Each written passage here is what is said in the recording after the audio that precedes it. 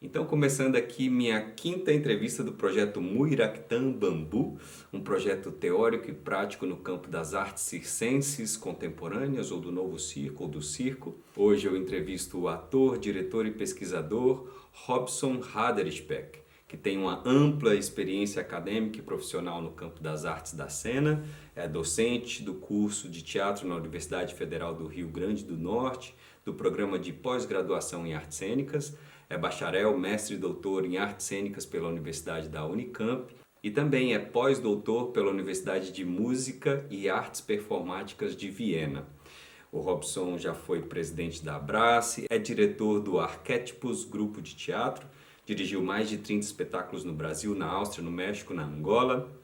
Continua sendo um artista atuante nesses países, em produções artísticas e de pesquisa, assim como também é coordenador do projeto de pesquisa Poéticas Decoloniais nas Artes da Cena, Identidade e Performatividade pelo CNPq. É autor de livros incluindo Práticas Decoloniais nas Artes da Cena 1 e 2, dos quais conversaremos aqui. Robson, seja bem-vindo aqui ao canal e às nossas pesquisas. Obrigado, Will. Então, para começar, vamos lá do começo. O que é o movimento decolonial? Como você entende isso e como ele chega nas artes da cena? Eu entendo o movimento decolonial, né, contracolonial, enfim, tem várias formas de se referir, né, a essa atitude frente ao mundo, né, de questionar saberes eurocêntricos, sempre no sentido de uma hierarquia, né, colocados como superiores, como melhores, como, enfim, aqueles que vão predominar, né, e tentar, vamos dizer, dar visibilidade ou legitimar práticas que tenham uma outra corrente conceitual, prática, artística, filosófica, enfim, antropológica. Como eu disse para você, eu entendo o movimento decolonial a partir da minha prática, né? Da prática artística que eu desenvolvo com o meu grupo na Universidade Federal do Rio Grande do Norte, né? É um grupo de extensão que trabalha com investigações artísticas, né, voltado para as artes da cena. Só que o que acontece, né? Essa ideia do movimento decolonial, ela vai surgir, né, a partir de uma ideia de pós-colonial, né? O conceito de pós-colonial que é desenvolvido pelo franco-argelino chamado Frantz Fanon, né? Ele, juntamente com um grupo de intelectuais que são de áreas afins, né? O movimento pós-colonial, ele é interdisciplinar, né? Ele abarca áreas da filosofia, da sociologia, da antropologia, da literatura, enfim. Ele vai surgir, né, a partir dos estudos do Frantz Fanon, do Stuart Hall, do Homi Bhabha, do Gayatri, né? Eles criam esse movimento numa tentativa de responder, né, é, a, a esse processo de subalternização, né, que as culturas africanas e asiáticas sofriam frente aos conhecimentos europeus, né? Então eles criam um grupo de estudos e começam a refletir sobre esse assunto. Aí o que acontece? Isso vai reverberar na América Latina, né? E aí você tem alguns pensadores, filósofos, antropólogos, né, também da América Latina, que vão começar a desenvolver, né, pesquisas, né, nesse mesmo caminho, só que voltados, né, para os saberes latino-americanos, né? E aí a gente tem a formação do Grupo Latino-Americano de Estudos Subalternos, né? Que ele é também conhecido como Grupo de Modernidade e Colonialidade, né? Isso acontece no final da década de 90. E aí a gente tem o sociólogo Aníbal Quijano, ou Quijano, né? O Henrique Dussel e Walter Mignolo, que são dois argentinos, Arthur Escobar, que também é um filósofo porto-riquenho, Nelson Maldonado Torres, a gente tem a Glória Anzaldúa, a Catharine Walsh, que é uma estadunidense radicada no Equador. Então, essas figuras, elas começam a articular, né, esse saber, essa nova atitude, né, de se pensar os saberes que eram subalternizados por conta, né, dessa visão eurocêntrica na América Latina, e eles começam a redimensionar isso a partir das suas práticas, a partir, né, dos estudos realizados, né, nas realidades sociais de cada país também, né? E, enfim, isso vai reverberar nas artes da cena, né, de um modo um pouco tardio, na minha opinião, porque as artes cênicas vão começar a pensar esse conceito, né, de decolonial a partir aí de 2016, 2015, né? Ou seja, né, quase 25 anos depois aí que isso chega nas ciências sociais, na antropologia, filosofia. E aí tem um congresso da Abrace que acontece em Uberlândia, e esse congresso ele traz à tona, né, o tema da decolonialidade, né? E, enfim, não que outros artistas, né, isso é importante dizer, né, já não tivessem desenvolvido pesquisas abordando essa temática, né?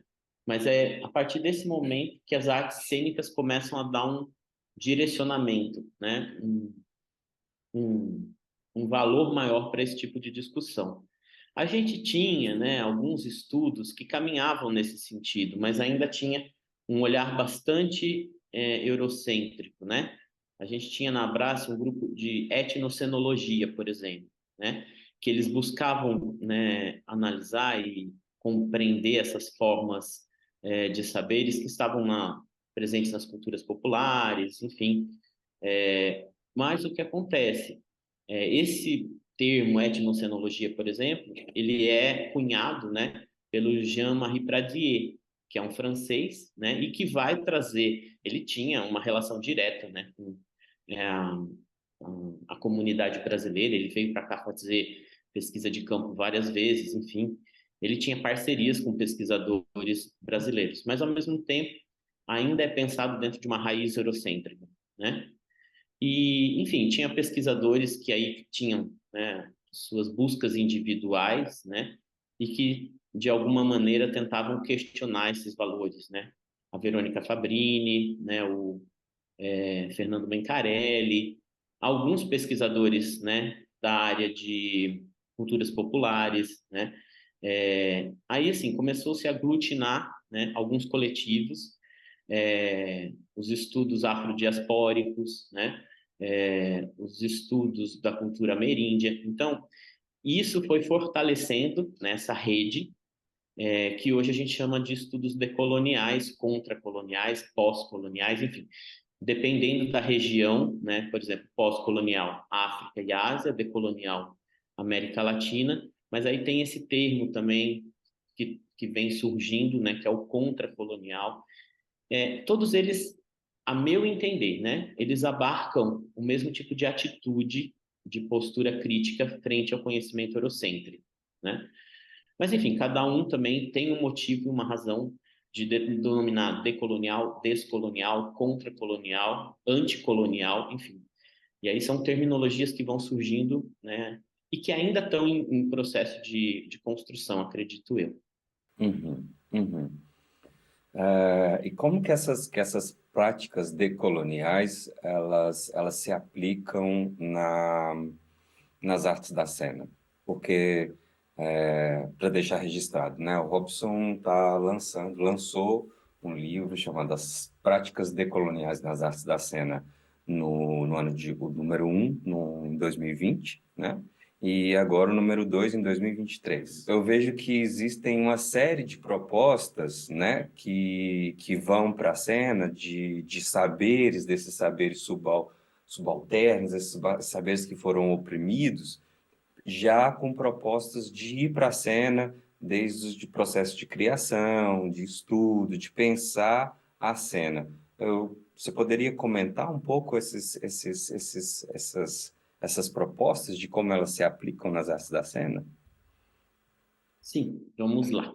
Essa ideia do livro, ela surge justamente para tentar fazer circular, né, alguns conhecimentos que a gente sabe que existem, né, que eles às vezes estão, vamos dizer, localizados em grupos específicos, né, em trabalhos específicos de pesquisadores e pesquisadoras, né, do Brasil, que muitas vezes não não tem visibilidade, né? Vamos dizer, é, as grandes revistas, né? Os periódicos da área, geralmente eles pedem que você tenha doutorado, por exemplo, para publicar um artigo numa revista bem qualificada, né? Ou que para você mandar, né, um projeto de livro para uma editora, né, aquela pessoa ela precisa ter já um certo arcabouço teórico, um certo reconhecimento, e que muitas vezes, né, nessas pesquisas solitárias dos grupos e das pessoas, eu digo solitárias porque não são identificadas ainda, vamos dizer, a nível nacional, mas são coletivas porque são realizadas dentro de grupos, né? Mas, ao mesmo tempo, né, essas pesquisas às vezes demoram para chegar, né? Eu vou citar, por exemplo, o Grupo Totem de Recife, né? É um grupo Uhum. que tem mais de 30 anos de pesquisa, né, sobre esses saberes que hoje a gente chama de decoloniais, né? Eles trabalham com performance ritual, né? Tem um diálogo muito frequente assim com as comunidades, né? Eles têm trabalhos com várias etnias indígenas, por exemplo, né? E esse é um trabalho que ele demora para chegar, né? Para a gente conseguir ter acesso, né? Recentemente eles lançaram um livro falando dessa proposta, mas demorou um tempo para que eles conseguissem, né, trazer essas temáticas à tona. Então, Uhum. o que acontece? A gente sentia a necessidade de referenciar outros autores e autoras que não os europeus. E aí a Uhum. gente falou assim, eu, né, e mais dois pesquisadores, a Joyce Agley, o Dani, que é da UFBA, e o Saulo Almeida, que na época fazia mestrado na USP, né? Uhum. E a gente conversou sobre essa possibilidade de organizar uma obra que trouxesse, né, esses autores e essas autoras, né, que pudessem trazer mostrar um panorama, né, do que essas pesquisas que a gente denomeia de decolonial, né, teriam para acrescentar ao universo das artes da cena, né? Então Uhum. a gente fez uma chamada coletiva para vários autores e autoras que a gente conhecia, que a gente sabia que tinha pesquisas que dialogavam com essa temática, né? Isso foi em 2019, se eu não me engano ainda.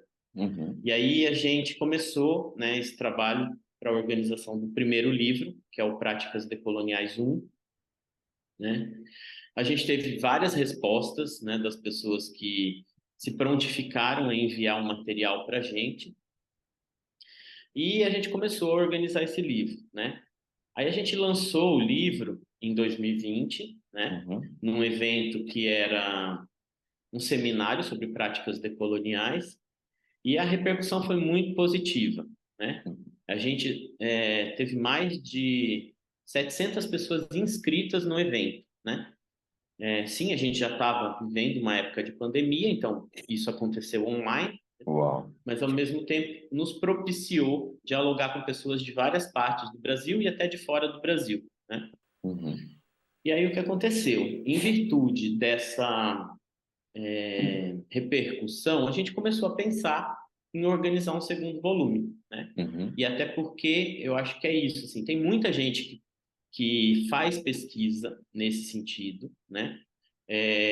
Só que muitas vezes a gente não tem conhecimento, a gente não tem isso divulgado, né? Nos grandes periódicos da área ou em livros que circulem, né? De editoras conhecidas, por exemplo, muito conhecidas.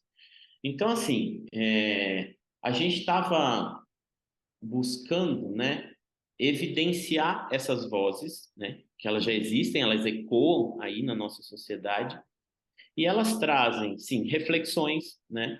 Alguns estão refletindo sobre suas práticas, outros estão repensando as suas práticas a partir de novos olhares, novos conceitos, né? E aí, assim, a gente tem desde professores, pesquisadores lotados em universidades, né? Uhum. Por exemplo, a mestra Lara é uma mestra de capoeira, né?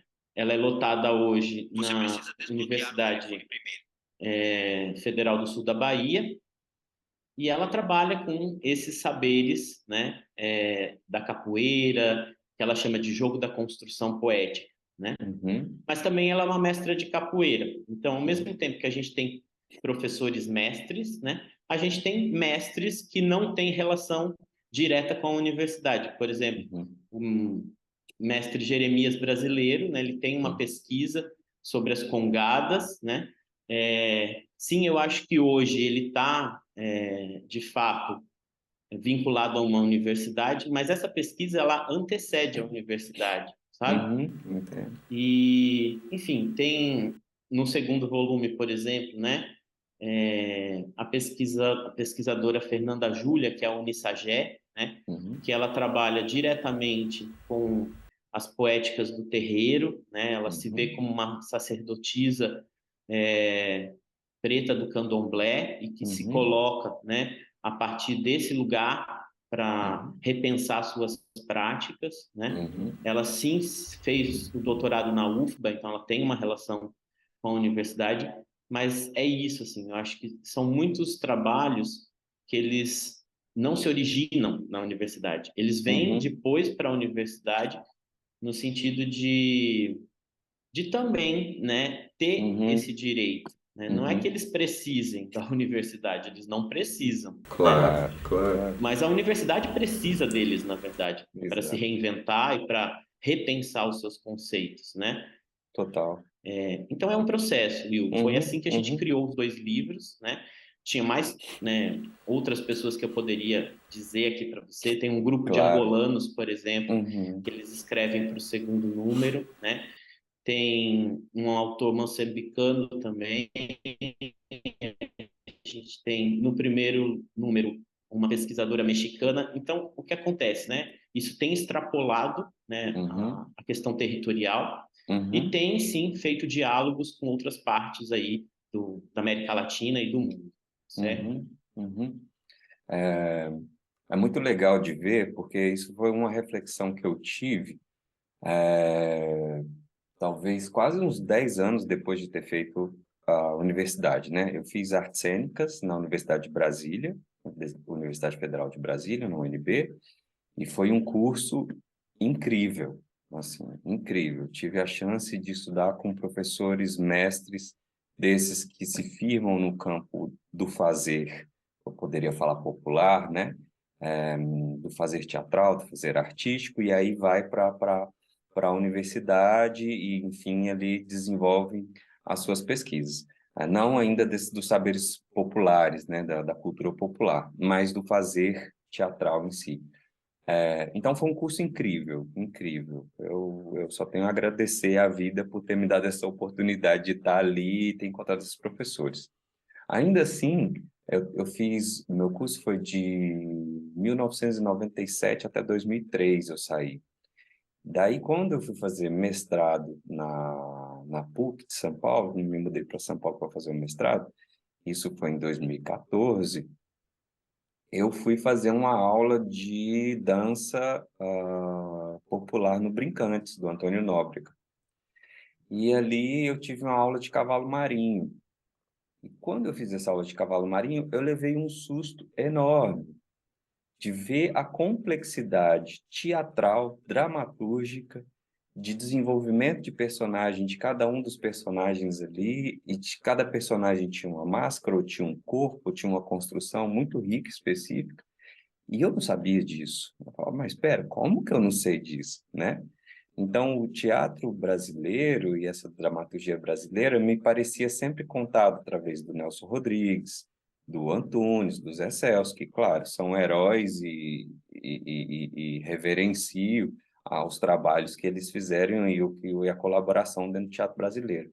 Mas quando eu descobri o cavalo marinho e comecei a entrar em contato com a cultura popular, me deu esse entendimento de quão rica é a nossa cultura popular, e eu não sabia disso, assim, eu nunca tinha tido contato. Falava, como nem me contaram isso na universidade? Então, a universidade me contou naquela época sobre a dança Butô, japonesa, o movimento de vanguarda do Japão, mas não me falou do cavalo marinho, né? Então, quando eu vejo e quando eu vi os livros e vi as propostas de todos esses artistas e fazedores, né, trazendo o congado, trazendo a ritualidade das danças circulares e todo esse universo da cultura popular para dentro das artes da cena, eu falei, uau, chegou, tá rolando, né?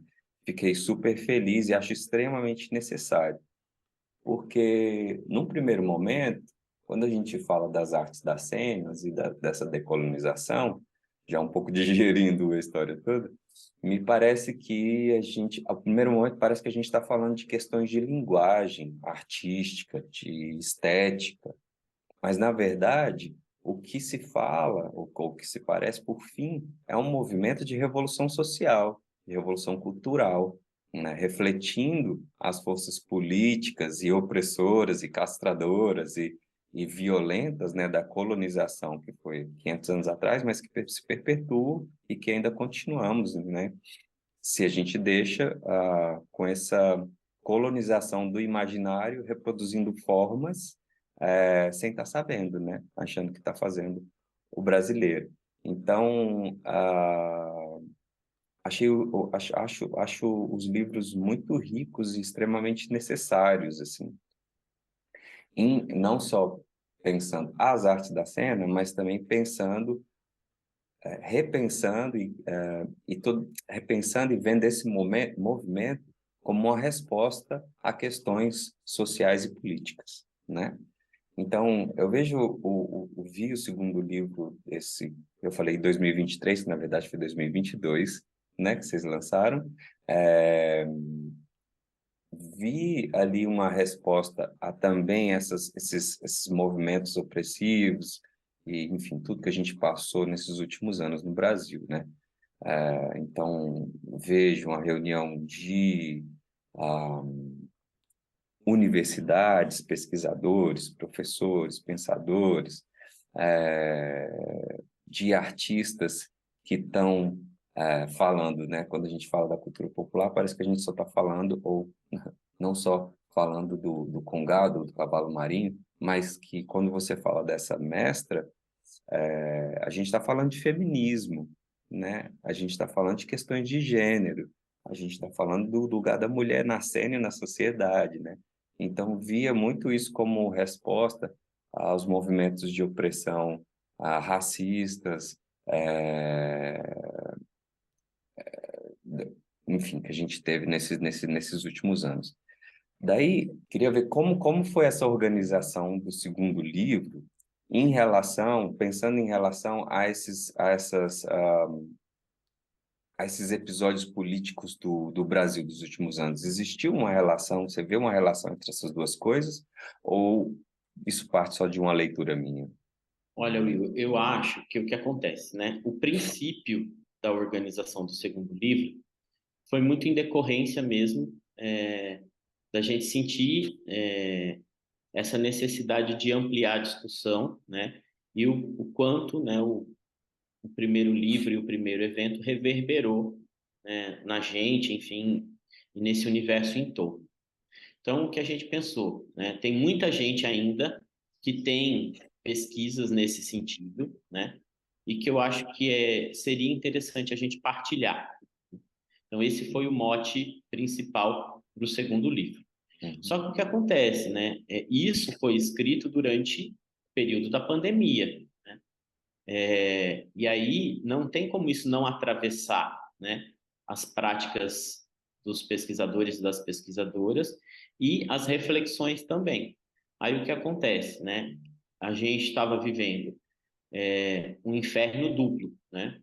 A questão política, né, com o governo Bolsonaro, que adotou uma postura de corte de verbas em todas as universidades, né? E uma postura também de opressão com relação a alguns movimentos sociais, né? Com relação a algumas práticas artísticas, né? O Ministério da Cultura, por exemplo, parou de patrocinar, né? Ou de acolher projetos que tivessem temáticas relacionadas à cultura africana, por exemplo, né?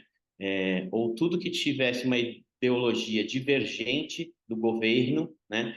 Não era aprovado ou tinha uma certa dificuldade para poder transitar, né?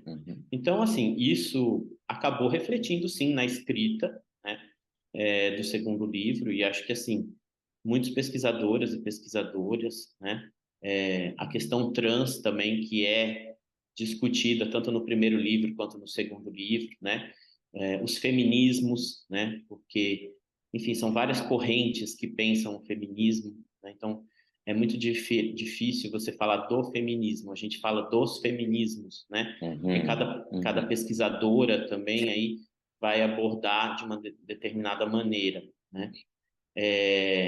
Sim, eu acho que a questão das culturas populares, né, as culturas tradicionais que a gente chama, elas acabam evidenciando esse olhar, né, como você citou o cavalo marinho, mas isso está muito para além também, sabe, das manifestações. Eu sinto que isso é algo que está dentro da nossa cultura, né, e que foi, como você citou, né, durante muito tempo esquecido ou suprimido, né? Então, assim, isso eclode das comunidades quilombolas, isso eclode, né, em alguns redutos, né, de resistência da sociedade, né, comunidades, né, aldeias indígenas. Então, é um conhecimento que está latente, né, e que foi durante muito tempo calado. Só que o que acontece, né, são conhecimentos que eles trazem, inclusive, uma forma própria de expressão, né? E quando a gente que tem uma formação eurocêntrica, né, porque eu tive, você teve também, né, a gente se aproxima, né, desses universos, a gente tende a olhar com o nosso olhar viciado do europeu, né? Porque a gente sempre busca falar, mas será que essa dança do cavalo marinho não serve para a preparação do ator, por exemplo, né? Muita gente se faz essa pergunta, né? Sim, pode servir, mas antes de servir, né, a cultura por si ela não tem um olhar utilitarista que a gente vai aprender nas artes da cena, né, a partir do nosso olhar técnico que vem muito do europeu, né? Para que serve isso? Então, se não tem serventia, né, então não nos interessa. Sim, pode ser que tenha sim coisas que nos interessam, mesmo não tendo uma serventia direta, até porque eu acho que isso a gente já conversou uma outra vez, né? De não olhar para a cena na expectativa de trazer elementos do universo da cultura popular, enfim, desses saberes e trazer para a cena, mas compreender qual é a natureza dessas manifestações culturais no espaço em que elas acontecem, né? E aí muitas vezes a gente quebra essa barreira, né? Do teatro, das artes cênicas, da dança, né?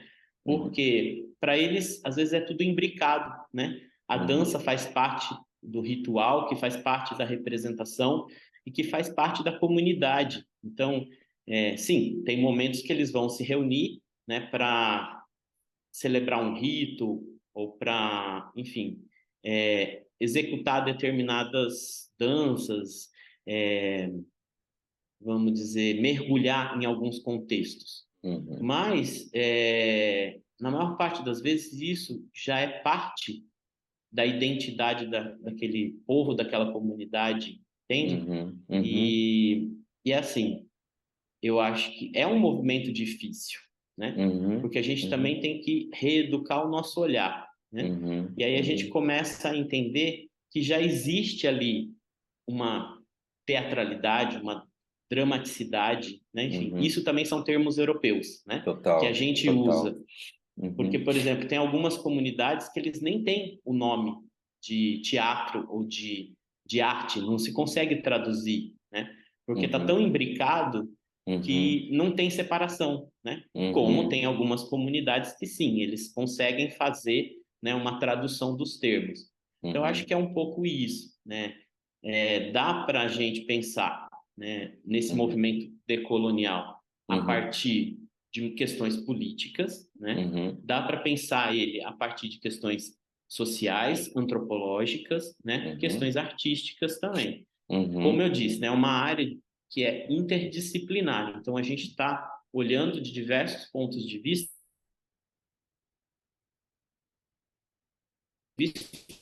ainda mudar o outro, né? Refletir, mencionar, enfim. E aí a gente vai se dando conta de outras possibilidades.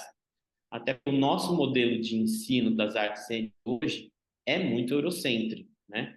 A gente vem numa tentativa ínfima de mudança, né? Mas se você for olhar para a maior parte dos cursos que a gente tem no Brasil, né? Eles são estruturados a partir de grades curriculares, né? De disciplinas, percebe? Toda a forma de pensar mesmo o curso, ela ainda é muito eurocêntrica, né? Total. Com exceção do curso da Universidade do Sul da Bahia, porque eles trabalham de uma outra maneira, eles pensam, né, um curso de modo modular, né, onde os saberes são integrados, vários professores cruzam sobre uma temática, enfim, ali eu acho que tem uma proposta diferente. Mas fora esse que eu tenho conhecimento, pode ser que tenham outros, né, a gente tem muita dificuldade de desenvolver, né, uma linha de pesquisa que traga os nossos saberes, né? Como você mesmo falou, eu não tive contato com o cavalo marinho na minha graduação, né? Por sorte aqui na Universidade do Rio Grande do Norte, né, a gente tem, né, alguns componentes curriculares que abordam de uma certa maneira esses conteúdos. Mas ainda assim são componentes eletivos, sabe? Que o aluno não tem obrigatoriedade de fazer. Então, para você chegar, né, e se interessar por isso, né, enfim, se você tiver de fato, né, algo pessoal que te conecte, porque senão você vai acabar reproduzindo, né, a mesma teia de conhecimentos que a gente vem aprendendo nos cursos de artes cênicas, que às vezes são muito bons, mas que têm uma formação técnica muito específica e um olhar teórico, conceitual também muito arraigado na cultura europeia. É interessante pensar e refletir isso, porque volta e meia me parece que eu, refletindo isso, eu acabo caindo no ponto de vista eurocêntrico, ou pensando em pesquisa, em estruturação das coisas, né? Então, por exemplo, quando eu vejo nos livros que esse saber oprimido, ele já volta para a cena e ele já traz já traz metodologias de treinamento ou de desenvolvimento de espetáculos, de criação, desenvolvimento, performance, né? Me parece assim, uau, que legal. Já existe técnicas de ensaio, a pesquisa e performance que está vindo desse campo, que é super rico, que já agrega um monte, mas ainda assim o pensar ele ainda vem da forma, né? Ok, introdução, ensaio, treinamento e performance, né? E aí eu fico pensando como que são esses campos, como funciona esses saberes, essa pesquisa dentro do seu trabalho pessoal enquanto diretor. Como você vem lidando com esses materiais, esses dois polos, né? Do eurocentrismo e da cultura popular e o acadêmico, como que você vem dialogando com essas coisas dentro da sua obra, que também já é grande, enquanto diretor? Sim. Olha, enquanto diretor, eu sempre procuro desenvolver pesquisas coletivas, né? Então, o que interessa para esse grupo que está trabalhando comigo agora, né? Aí a gente parte de uma conversa, mas muitas vezes isso vem no próprio corpo. A gente começa um trabalho de composição a partir de imagens, né? E a partir dessas imagens eclodem temas e, enfim, perspectivas de criação. Então, vamos pesquisar o universo dos boiadeiros, por exemplo, né? A gente não tem muitas peças escritas, dramatúrgicas no Brasil falando sobre vida de boiadeiros, né? A gente tem algumas peças que tocam nesse tema de uma forma, enfim, aqui ou ali, né? Eu lembro do Agreste, por exemplo, que é uma peça que foi montada, né? E é um texto dramático, né? E que abordava o tema do sertão, do sertanejo. Mas, assim, tirando a literatura, né? Que a gente tem algumas literaturas que abordam esse tema, a gente não tem peças dramáticas, né? Sobre esse tema. E aí, o nosso processo foi de investigação, né? Onde cada ator se encontra, ou cada atriz, com o seu sertão. E a partir dessa metáfora do sertão, o que se pode criar, né?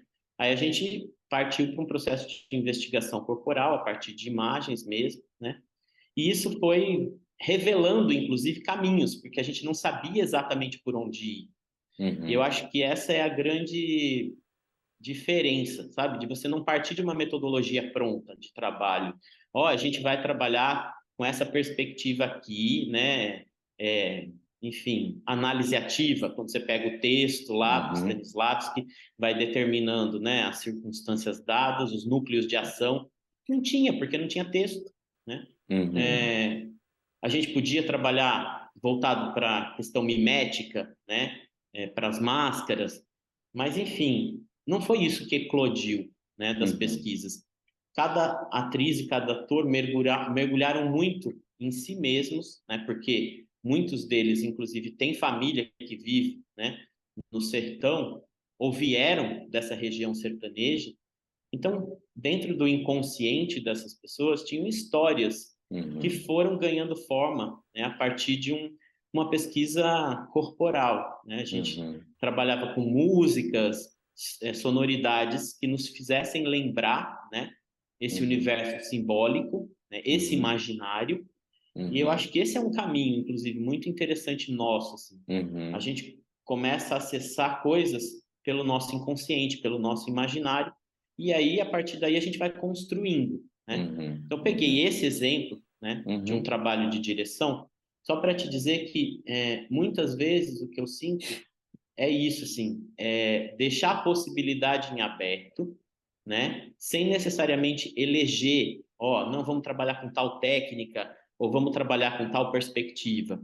Muitas vezes o próprio grupo vai encontrar o caminho que não é, assim, tão conhecido, ou que não é já pré-determinado. Isso não quer dizer que você não possa, né, voltar e direcionar o seu olhar. Vamos trabalhar com uma questão mimética? Vamos. Mas isso também é uma decisão coletiva. Só que eu acho que o mais importante de tudo é assim, o movimento decolonial, né, ele não é como uma resposta pronta, né, ou uma fórmula de bolo. Então, se eu trabalhar assim, eu estou dentro do decolonial. Se eu não trabalhar assim, eu estou fora, né? Até porque tem muitas coisas entre um extremo e outro. E eu acho que é perfeitamente cabível, por exemplo, que algumas pessoas se aproximem desse universo temático, né, falando, a dança do cavalo marinho potencializa o meu processo de criação, então vou levar isso para o meu treinamento. Ok, a gente sabe que pode ser a entrada dessa pessoa para esse universo, né? Então não tem como a gente julgar, não, mesmo assim você ainda está dentro de uma perspectiva eurocêntrica. Sim, talvez, mas talvez seja preciso esse momento para que essa pessoa transcenda isso e encontre o seu caminho ali na frente, né? Ou pode ser que, enfim, são várias possibilidades, né?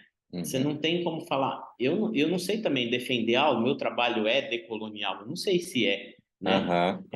Eu estou buscando uma alternativa que responda, né, as minhas angústias e as angústias dos pesquisadores e das pesquisadoras que trabalham comigo, né? E eu sei que a gente está tentando, né, encontrar o nosso caminho, a nossa resposta, sem necessariamente reproduzir, né, o pensamento e as teorias eurocêntricas. Mas, às vezes, você mesmo se trai dentro do processo, né? Fala assim, puxa, isso aqui eu estou fazendo e ainda tem uma influência ali do pensamento europeu. Eu acho que não tem como eliminar. A gente foi Claro. contaminado já, entendeu? É um vírus que está no nosso pensamento, no nosso sangue, no nosso corpo. Mas, ao mesmo tempo, eu acho que tem como a gente, vamos dizer, combater, né? Criar estratégias de sobrevivência para não ser tomado completamente, entende? Para não deixar a doença se alastrar a ponto de você não conseguir controlar, né? Então, eu acho que são tentativas, né? São batalhas nesse sentido, assim, de buscar o que faz sentido para a gente, né? E aí acho que as escolas de teatro, de dança, de artes cênicas, artes do corpo, né, precisam começar a pensar essas outras práticas, que a gente, inclusive, no livro chama de práticas decoloniais, não de metodologias. Porque a própria palavra metodologia é a eurocêntrica, né? Total. E, enfim, essa ideia de método, né? Método das ações físicas, né? Método Laban, método Clausewviana, né? Tem uma ideia, não tira o mérito dessas propostas, não é isso, né? Eu acho que cada uma dessas propostas tem um valor e um saber, mas eu acho que na perspectiva de uma redefinição dos caminhos de formação artística, né, dentro da academia, a gente pode começar a trazer outros olhares, outros saberes, outras práticas, né, que aí sim podem nos ajudar a compor, né, um outro painel na formação dos artistas, dos professores, pesquisadores do nosso país. Total, total. Eu fico vendo que existe uma chave aí, uma história. Não sei se eu sintetizo isso de uma forma muito rápida e rasa, mas me parece que dar ao corpo um lugar de fala, de ver o que ele quer dizer ou como ele quer dizer e fazer, ao invés de impor um falar, não, né, de formas, impor formas, métodos, fórmulas. Eu acho super rico, eu acho que é um diferencial. A gente poderia pensar nisso nesse corpo vivo que está ligado à prática do fazer, em todas as, o cavalo marinho, congado, das práticas da cultura popular, e não só da cultura popular, como você bem também pontua, mas esse lugar enquanto chave, né? De dar ao corpo liberdade de ser e estar e não de impor questões e padrões a um fazer artístico, técnico, estético, mas mais que isso, existencial, né? De dizer, você pode ser o que você quiser, você não precisa ser esse subalterno, ah, desde um ser social até ao artista e o fazer, né? Para mim, me estimula muito, eu te agradeço, me faz pensar e repensar, né, o meu fazer, de como eu me coloco dentro desse movimento, principalmente por estar vivendo na Europa, né? É um jogo eu poderia falar um conflito, mas na verdade é um jogo de tensão, né? Ser um artista brasileiro na Europa, né? O que fazer? Me formatar, me empacotar num padrão e modos de ser e estar de um artista europeu, ou levar à frente a minha brasilidade e ter isso como um diferencial, né? E aí, quando eu penso nessas duas coisas, aparecem esses conflitos. E esses conflitos, eles se apaziguam no momento que eu simplesmente dou ao meu corpo um lugar de fala. Tipo, o que você quer dizer? Né? Como você quer movimentar? E aí, trabalhando com a dança butô. E é interessante que o que vem Zé Pilintra da minha movimentação, vem cantos que são pontos enfim, umbanda, vem uma cultura negra no meu corpo, que a princípio ela não existe no meu tom de pele, mas é o que me subsidia e é o que me dá vida e energia para se mover e se expressar. No projeto Muiractã, eu tento me conectar com as minhas raízes, não posso nem falar raízes, mas com as matrizes indígenas, né? E isso é muito forte. E eu espero não, tenho certeza que as nossas conversas me auxiliam de saber por onde abordar esses caminhos, não por formas e fórmulas, mas por dar ao meu corpo um lugar de fala que carrega todas essas histórias ou os arquivos de uma cultura tão massacrada, né, durante esses 500 anos.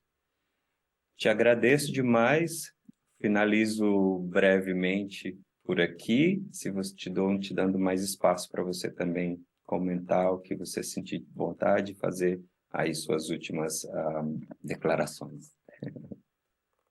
Obrigado, Will.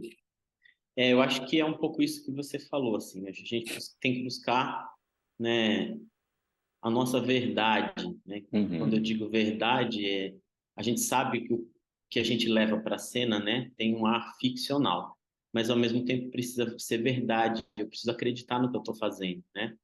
E eu uhum, acho que, de fato, tem muitas memórias que atravessam o nosso corpo e às vezes a gente nem se dá conta delas, né? uhum, Até porque nós brasileiros somos uma mistura de culturas, né? Tem uma uhum, miscigenação muito grande, né? Muitos de nós, a gente traz conosco, né, os nossos ancestrais europeus, né? Mas tem também alguns ancestrais indígenas, africanos, enfim. Quer dizer, alguns de nós temos consciência, outros não, né? Dessa ancestralidade. E só que o que acontece quando vai para o corpo, né? A gente transcende a questão do mental, do pensamento, né? E uhum, vai para uma ação física, para um jogo, uma simbologia, uma metáfora, né?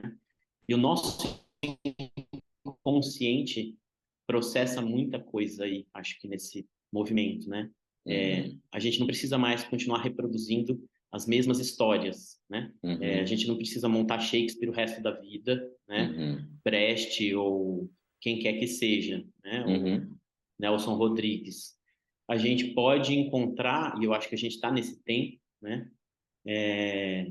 De fazer eclodir novas vozes, né? Novas histórias, novos protagonismos, né? uhum, Quantas vezes a gente vê um personagem preto como protagonista de uma história, né? uhum, Com exceção do Otelo, eu não me lembro de nenhum agora, uhum, né? E isso faz parte da nossa realidade brasileira. A gente tem uma população, né, que é 70%, né, negra e parda. uhum, Então, eu acho que é importante a gente começar a pensar que o nosso imaginário, né, ele está repleto de histórias que foram reprimidas por muitos anos, aí, 500 anos de uma colonização extremamente violenta, né, que a gente já falou sobre isso, e eu acho que é a hora de deixar essas histórias transbordarem, elas vão uhum, transbordar nos nossos corpos, né? uhum. E pode ser que a gente encontre novas formas de expressar isso, que não as que já estão, né, vamos dizer, consolidadas. É dança, é teatro, né? Eu vejo, por exemplo, o carnaval brasileiro. Eu não sei dizer se aquilo é dança, se aquilo é teatro, né? Eu vejo que tem teatralidade, eu vejo que tem dança, né? Mas para mim é uma expressão genuinamente brasileira. E aí você vai Uhum. falar, então a gente vai começar a fazer uma formação agora em carnaval? Não. Por quê? Porque isso é algo que eclode das comunidades, né? Uhum, Enfim, recentemente eu tive no Rio de Janeiro, inclusive, e você vê que as pessoas se organizam em comunidade, né? E uhum, aquela uhum, prática que é cultural, né? Como o carnaval, que uma grande vitrine do Brasil, vai trazer sim, né? Muito da nossa cultura, do nosso olhar, mas ele está trazendo outras formas que não aquelas que a gente já conhece, né? E às vezes a cada carnaval você percebe isso, né? Tem uma coisa diferente, né? Enfim, os carros alegóricos. Ah, você fala, mas na Idade Média a gente tinha os autos, né? mas nada é como a teatralidade do carnaval, né? Enfim, ali eu sinto que tem uma forma nova, algo novo surgindo, né? Inclusive, o Miguel Santabrígida, que escreve um dos artigos dos livros Práticas Decoloniais, fala justamente sobre isso. Então, é começar a pensar isso, assim, a partir de novas formas de investigar, a gente pode descobrir novas formas de mostrar, né? E aí a gente vai entrar em outras discussões, né? Mas, enfim, agradeço a oportunidade mais uma vez de estar aqui, de poder pensar junto com você esses caminhos, né? Fico muito feliz, na verdade, de ver, né, esse movimento em ti também, porque eu acho que é assim que a gente vai criando uma rede, né, e ajudando a reorganizar esse pensamento, e que eu acho que precisa ser reorganizado, né, nas artes cênicas, principalmente no Brasil, mas que isso também, com certeza, pode interferir, influenciar em outras práticas que acontecem em outras partes do mundo. Total. Valeu demais, só agradecer e convidar também as pessoas que porventura acompanharam esse vídeo até aqui a ir mais fundo, porque o material é tão grande.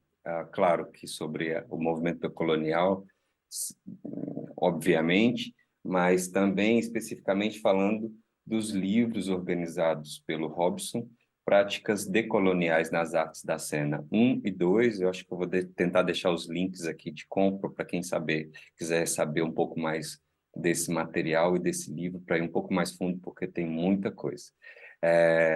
Então, nos vemos na próxima oportunidade e até o próximo vídeo. Tchau, tchau. Obrigado, Will.